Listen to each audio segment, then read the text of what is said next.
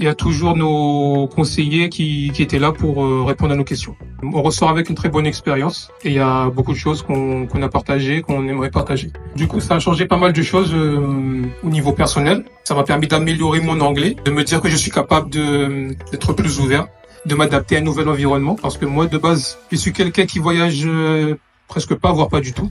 Du coup, je suis allé là-bas et ça m'a enrichi. Ça fait partie des choses sur lesquelles je conseillerais aux jeunes qui aimeraient découvrir autre chose.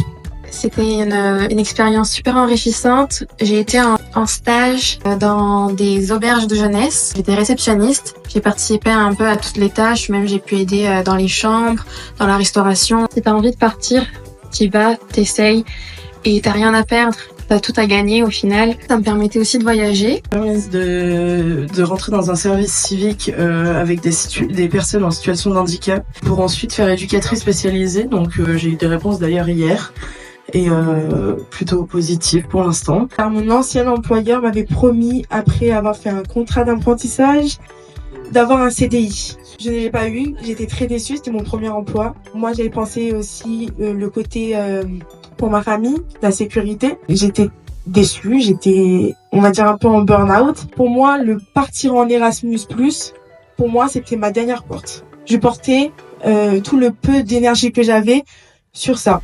Et du coup, quand j'étais acceptée, qu'on m'a appelée, j'étais la plus heureuse. Et du coup, même si en partant, voilà, c'était très positif, même si on partait pendant 6 mois dans les périodes de Noël, fêtes, anniversaire, j'étais triste sur le coup, mais je me disais, écoute, t'es là pendant 6 mois, t'as l'opportunité de partir là-bas. T'as pas le temps d'être triste, tu seras triste plus tard si tu veux. Mais pour l'instant, tu profites de chaque jour comme si c'était le dernier jour. C'est juste ça.